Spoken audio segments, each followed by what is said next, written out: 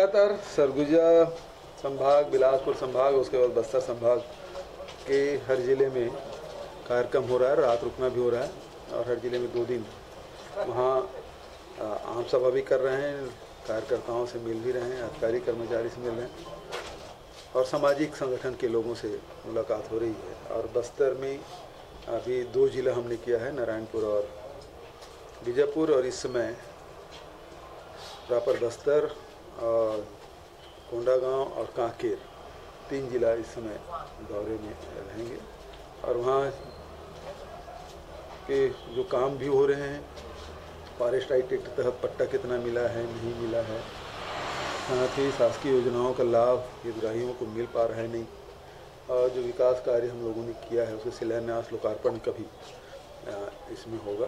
तो बहुत महत्वपूर्ण है। बस्तर इस समय लगातार, जैसे हम लोग देवगुड़ी के लिए खूब राशि हमने दिया है, घोटुल के लिए भी राशि स्वीकृत की है। धर्मलाल कौशिक ने कहा है, जो आपने सावरकर को लेकर बयान दिया था कि आपको उनकी धर्मलाल कौशिक ने कहा है कि सावरकर के बारे में आपको पढ़ना चाहिए, उनकी तपस्या और उसके बारे में। सावरकर के बारे में 5 लाइन बता दे। पहली बात यह है कि वो आस्तिक है कि नास्तिक है, पहला। दूसरा, गाय के बारे में उसके विचार क्या है, इसके बारे में बता दें। तो ये 2 लाइन बता दें। और तीसरा ये है, बता दें कि वो माफ़ी कितने बार मांगे हैं अंग्रेज़ों से, और जेल से छूटने के बाद वो एक बार भी आज़ादी की लड़ाई में भाग नहीं लिए, अंग्रेज़ों के खिलाफ एक शब्द नहीं कहा। ये 4-5 सवाल है, जिसका जवाब दे दे।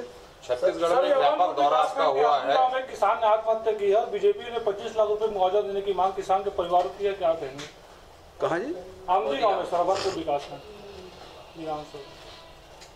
देखिए, उनके शासनकाल और हमारे शासनकाल में अंतर है। वही अभनपुर विधानसभा है जब पूर्व कृषि मंत्री चंद्रशेखर साहू के गांव में एक किसान के बेटे ने आत्महत्या की थी, और उन्होंने लिख के, इसके लिए जिम्मेदार चंद्रशेखर साहू है, उन्होंने लिख के आत्महत्या की थी। और जब हम परिवार से मिलने गए तो FIR हुआ, और हर महीने हम लोग पेशी में जाते थे, मैं और धनेन्द्र साहू जी। तो ये उनके गुंडा राज था कि वहाँ मृतकों के परिवार से भी नहीं मिल पाते थे। ये चंद्रशेखर की दादागिरी थी और भारतीय जनता पार्टी की दादागिरी थी। आज अच्छी बात है, मृतकों के परिवार के पास जाना चाहिए, संवेदना व्यक्त करना चाहिए, लेकिन मृत्यु के कारण है वो पता करके उसमें कार्रवाई की जाएगी। क्षेत्रवार दौरा आपका लगातार हुआ है, और एक साथ यार बोलोगे तो मैं क्या जवाब दूं? आपका लगातार दौरा हुआ है, विभागीय समीक्षा भी किए हैं। एक अटकलों का दौर चल रहा है कि मंत्रिमंडल में फेरबदल की संभावना व्यक्त की जा रही है, कितना सच है इसमें? देखिए, इसमें अभी कोई सच्चाई नहीं है। लगातार समीक्षा हम लोग करते रहे हैं, कार्यों में सुधार हम लोग करते रहे हैं, सामूहिक जिम्मेदारी हम सबकी है, इसलिए मंत्रिमंडल में भी कोई फेरबदल की कोई संभावना तो नहीं है।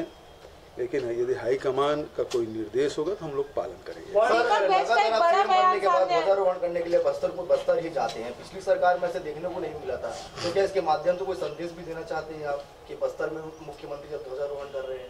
अगले बार आपके जो सुझाव उस विचार करके सरगुजा या बिलासपुर इस दूसरे क्षेत्र में करेंगे। दीपक बैच का एक बड़ा बयान बस्तर के लिए विशेष रूप से, बस्तर वैसे भी विश्व प्रसिद्ध है। बस्तर के घोटुल, बस्तर के दशहरा, बस्तर के दंतेश्वरी माई और बस्तर के मुर्गा लड़ाई। बस्तर का जो हिस्सा है वो संविधान को। दीपक बैच का एक बड़ा बयान आया है, आरएसएस को नक्सलियों से ज्यादा खतरनाक बताया दीपक बैच ने। अब मुझे ये पता नहीं कि वो किस संदर्भ में बात कही है, लेकिन इनके जो समर्थक हैं वो पैर छू के गोली मार लेते हैं। महात्मा गांधी की हत्या कैसे किए थे? पहले पैर छुए, उसके बाद उसको सीने में गोली उतारी। तो यदि उसी संदर्भ में कह रहे हैं तो निश्चित रूप से खतरनाक है। झूठ किस प्रकार से फैलाते हैं? एक दिन में पूरे हिंदुस्तान में गणेश भगवान को दूध पिला दिया। तो ये लोग झूठ फैलाने में माहिर हैं, और आप देखेंगे पूरे देश में कितने बार दंगा हुए, और अफवाह के कारण से स्थिति निर्मित हुई, लेकिन एक भी भाजपा या आरएसएस के लोग इसमें प्रभावित नहीं हुए थे। भाजपा पहले तो एक मुखर हुई और अब आरएसएस में नेतृत्व परिवर्तन हुआ। बिजराराम जी हटाया गया, जिसने आपके गोधन न्याय योजना की काफी तारीफ की थी। ये नेतृत्व परिवर्तन को किस तरह से देखा जाए? ये कभी ये नागपुर के बंधुआ मजदूर हैं यहाँ का आरएसएस के लोग, और उससे उबर नहीं पाए हैं। बिसराराम यादव स्थानीय व्यक्ति थे, छत्तीसगढ़ के माटी पुत्र थे, अब उसको भी हटा दिया गया। मतलब पूरी तरह से अब यहाँ कोई आरएसएस का आदमी स्थानीय तौर पे कोई बड़ा नहीं हो सकता, और पूरी तरह से यहाँ के आरएसएस के लोग बंधुआ मजदूर हो गए। जैसे नक्सली, वो आंध्र प्रदेश और तेलंगाना में उसके कमांडर लोग रहते हैं, बड़े नेता, यहाँ के लोग केवल बंदूक चलाते हैं। उसी प्रकार के आरएसएस में भी आप देखेंगे उसके सारे लोग सब नागपुर के बचत यहाँ केवल अफवाह फैलाने के मशीन की तरह काम करेंगे। नक्सली बात कर रहे हैं, आत्मसमर्पण करने वाले नक्सलियों को पुनर्वास योजना का लाभ नहीं मिल पा रहा, ना बीजेपी सरकार में मिला था, ना अभी आपकी सरकार मिल रहा है। लगातार आरोप लगा रहे हैं, और अभी कुछ दिन पहले वो आए भी थे राजधानी। चलो समीक्षा करेंगे उसकी। सर एक लास्ट सवाल था कि हाईकमान जो है कांग्रेस, छत्तीसगढ़ के कांग्रेस नेताओं को एक के बाद एक बड़ी जिम्मेदारी दे रही है। जैसे कल तामदस्त साहू जी को वहाँ किया गया। हालांकि आप लोगों का अनुभव आया है कि जो आप लोग विपक्ष में रहे तो कहीं न कहीं सत्ता का जो अनुभव रहता है, उसका विपक्ष का अनुभव रहा है, वो वहाँ पर साझा करते हैं। लेकिन इस पर बीजेपी का कहना है कि आप लोग कांग्रेस की एटीएम है, इसलिए वहाँ पर आपको जिम्मेदारी दी जा रही है। भारतीय जनता पार्टी 15 साल सत्ता में रही और 15 साल तक के यहाँ के कार्यकर्ताओं को दूसरे राज्यों के चुनाव में भेजे जाते थे, वो अपना अनुभव बता रहे हैं।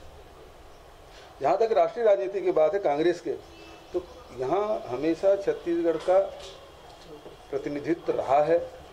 चाहे आप अरविंद नेताम को कहिए, चाहे उसके पहले विद्याचरण जी के देखिए, चंदूलाल चंद्राकर, फिर मोतीलाल वोरा जी, चरणदास महंत जी लंबे समय तक रहे। तो छत्तीसगढ़ को हमेशा प्रतिनिधित्व मिलता रहा है, जिम्मेदारी देते रहे हैं। तो एटीएम को मैं कल ही बोला था, ये अपने अनुभव बताते हैं। उस समय जब ये लोग दौरे में जाते थे, पूरे राज्य भर में वसूली होती थी। याद करिए, सारे अधिकारी परेशान रहते थे, तो सबको टारगेट दिया जाता था, इतना राशि जमा करो। हर डिवीजन से पैसा वसूला जाता था और भेजा जाता था। तो अपना अनुभव बता रहे हैं। वो जितने बात बोलते हैं तो थोड़ा फ्लैशबैक में चले जाइए, वो उसी बात को वो नाम भर बदल देते हैं और काम वो लोग करते रहे। हम लोग तो कार्य करते हैं, शुरू से जाते रहे और अभी भी जाएंगे।